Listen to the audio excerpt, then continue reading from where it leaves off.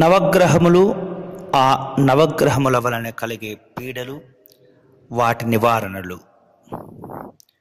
సాధారణంగా జాతక సంబంధమైనటువంటి అంశాల్లో ప్రతి ఒక్కరు కూడా ఏదో ఒక గ్రహ దృష్టిలోపం వలన రకరకాల బాధలు, ఇబ్బందులు ఎదుర్కొంటూ ఉంటారు. అదే క్రమంలో నవగ్రహాలు మనకు కనుక వేరు వేరు దశల్లో కనుక అవి ఇవ్వవలసినటువంటి ఫలితములు ఇవ్వకపోవటం వలన కలిగే నష్టాలు, ఆ కలిగినటువంటి నష్టాన్ని తొలగించుకునే క్రమంలో మనం చేయవలసిన రెమెడీసు ఏమిటో ఇప్పుడు తెలుసుకుందాం.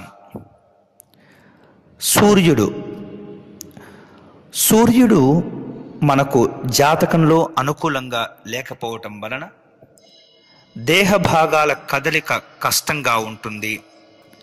నోట్లో అధికంగా నీళ్ళూరటం జరుగుతూ ఉంటుంది. ఇంటిలో ఉన్నటువంటి గోవు మరణించటం సంభవిస్తుంది. మరి ఈ రవి అనుకూలత కోసం చేయవలసినటువంటి పరిహారములు: తీపి పదార్థములు తిని నీళ్లు తాగాలి, సూర్యునికి నమస్కారం చేసుకోవాలి. ఇది ఆదివారం చేయటం వలన మరింత శుభ ఫలితాలు పొందవచ్చు.